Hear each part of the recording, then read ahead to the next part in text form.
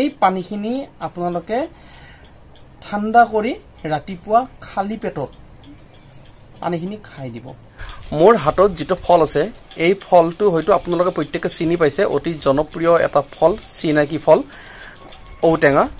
এই ঔটেঙাৰ এটা বিশেষ গুণৰ কথা মই ক'বলৈকে ওলাইছো যে এই ঔটেঙাটোৰ কি এনেকুৱা এটা সাংঘাতিক গুণ আছে যেটো গুণৰ বাবে আপোনাৰ সেই সাংঘাতিক এটা বেমাৰ যেটো প্ৰচলিত, অতি প্ৰচলিত এটা বেমাৰ, অতি জনপ্ৰিয় এটা বেমাৰ, সেই বেমাৰটো ভাল হয়। সেই ৰোগ যেটো ৰোগ, সেই ৰোগটো ভাল হয়। মই সেই কথাখিনি আজি আপোনালোকক ক'বলৈকে বিচাৰিছো যে এই যে ঔটেঙা, এই ঔটেঙাটোৰে প্ৰকৃততে কি ধৰণে সেই বেমাৰটো আঁতৰ কৰিব পৰা যায়। কিন্তু এইখিনিতে এটা সমূহ দৰ্শকক মই এটা কথা কওঁ যে এই যে ঔটেঙাটো কি পদ্ধতিৰে কেনেকৈ কি কৰিলে সেই বেমাৰটো ভাল হ'ব, ভিডিঅ'টো একেবাৰে আপোনালোকে শেষলৈকে চাব। কিন্তু প্ৰথমে আপোনালোকক মই কৈ ল'ব বিচাৰিছো এই যে অৱশ্যে মই হাতত থকা এই ঔটেঙাটো অকণমান সৰু হৈছে, কাৰণ আজিকালি ছিজনটো ঔটেঙাৰ ছিজন তেনেকুৱা নহয়, লাহে লাহে এতিয়া ডাঙৰ হ'ব।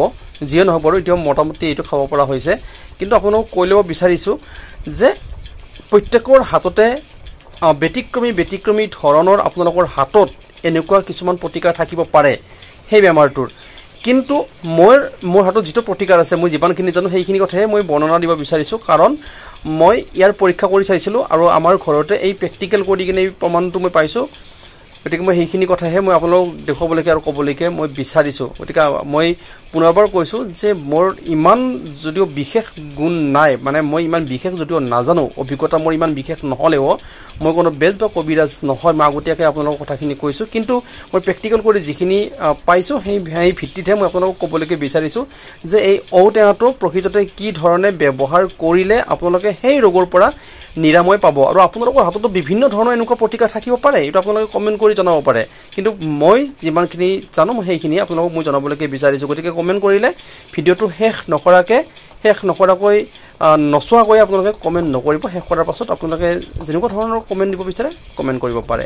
কি পদ্ধতিত আপোনালোকে এই ঔটেঙা ব্যৱহাৰ কৰিব লাগিব মই এতিয়া আৰম্ভণি কৰিছো ভিডিঅ'টো, আপোনালোকে চাই থাকিব শেষলৈকে।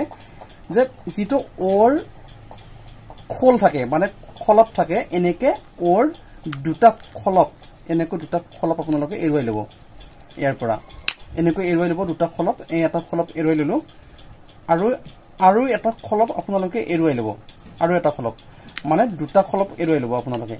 এই ধৰণে দুটা খলপ আপোনালোকে এৰুৱাই ল'ব। এতিয়া এৰুৱাই লোৱাৰ পিছত এই দুটা খলপ মই এৰুৱাই লৈছো, অকণমান কোমল হৈ আছে কিন্তু কোনো কথা নাই, পুৰত হ'লে বেছি ভাল হয়, কাৰণ আজিকালিৰ যেতিয়া নতুন গতিকে দুটা খলপ মই এৰুৱাই লৈছো। এই খলপ দুটা আপোনালোকে কি কৰিব, এই খলপ দুটা এতিয়া আপোনালোকে পানীত বইল কৰিব লাগিব। আৰু পানীত বুলি কওঁতে চাই থাকিব যে এই ধৰণৰ এইটো গ্লাছ, মোৰ এটা গ্লাছ আছে, এই গ্লাছটোত এপোৱা পানী ধৰে, ইয়াতে এপোৱা, মানে এনেকুৱা 4 গিলাচ দিলে 1 লিটাৰ হয়।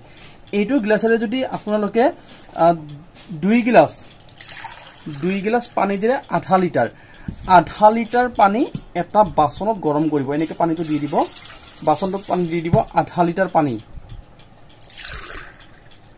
এয়া আধা লিটাৰ পানী মই দি দিলো। মই সম্পূৰ্ণ প্ৰেক্টিকেলৰ ভিত্তিত কথাখিনি কৈ আছো। আৰু তাৰ পাছত এই যি আছে, এই ঔটেঙাখিনি পানীত মই এনেকৈ পেলাই দিলো। পানীখিনিত এই ঔটেঙাখিনি বইল কৰিম, আৰু এইখিনি বইল কৰাৰ পিছত ঔটেঙাটো যেতিয়া সিজি উঠিব তেতিয়া মই এই পানীখিনিত আটি দিম। আৰু ইয়াৰ পিছৰ কথাখিনি যেতিয়া বইল হ'ব তাৰপিছত মই আপোনালোকক কৈ আছো। এতিয়া মই পানীখিনিত এই ঔটেঙাখিনি এতিয়া বইল কৰিম। যেতিয়া বইল হৈ উঠিব তাৰ পাছত মই কি কৰি আছো আপোনালোকে চাই থাকিব। কণী এটা লগাই দিলে সোনকালে বইল হ'ব।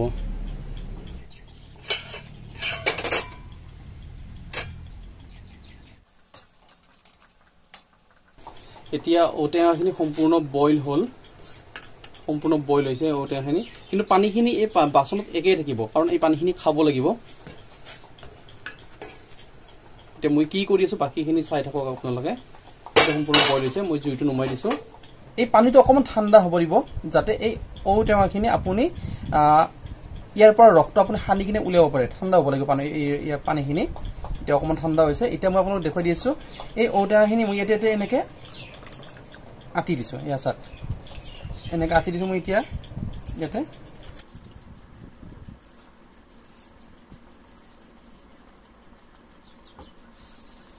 এনেকৈ আঁতি কিনে ইয়াৰ সিঠাটো বাহিৰত ৰাখি দিছোঁ মই।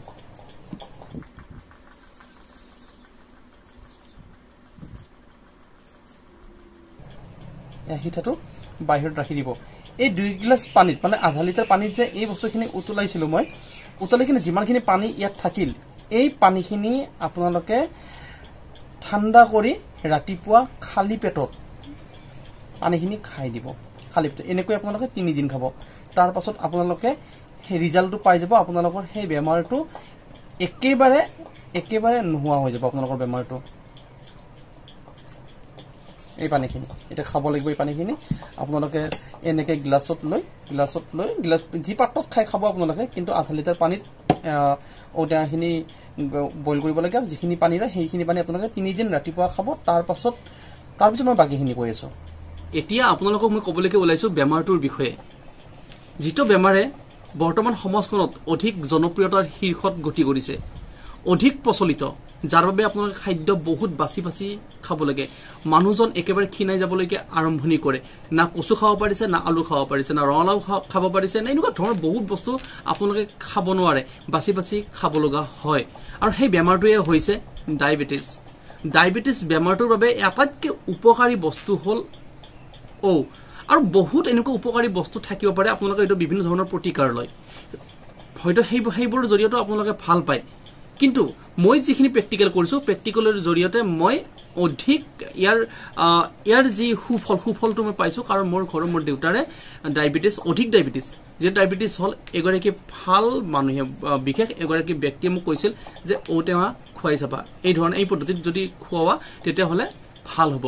আৰু মই ঠিক এই পদ্ধতি অৱলম্বন কৰিছিলোঁ, আৰু যাৰ বাবে মোৰ দেউতাৰ একেবাৰে কমি গ'ল। কিন্তু সাৱধান আপোনালোকে, যেতিয়া 3 দিনমান খাব, খোৱাৰ পাছত যদি কমি যায় আৰু সদায় নাখাব, নহ'লে একেবাৰে মাইনাছত গুচি যাব। এনেকুৱা ধৰণৰ বস্তু ঔটেঙাটো। গতিকে এই ধৰণৰ চিষ্টেমত যদি আপোনালোকে খায়, ডায়েবেটিছ বেমাৰটো আপোনালোকৰ নোহোৱা হৈ যোৱাটো একেবাৰে স্বাভাৱিক। আপোনালোকে চাব পাৰে ট্ৰাই কৰি। কিন্তু মই পুনৰবাৰ আপোনালোকক ক'বলৈকে বিচাৰিছোঁ যে মই কোনো বেজ, কবিৰাজ, হোমিঅ'পেথিক, এলোপেথিক মই কোনো নহয়, বিশেষজ্ঞ নহয়। প্ৰেক্টিকেল কৰি যিখিনি পাইছোঁ সেইখিনি আপোনালোকক মই কৈছোঁ। গতিকে গালি গালাজ নকৰিব। আপোনালোকে এবাৰ মাত্ৰ ট্ৰাই কৰি চাব ইয়াৰ উপকাৰিতাটো কিমান এই ব্যৱহাৰ কৰিলে আপোনালোকে কিমান সুফল আৰু কিমান কুফল পাব।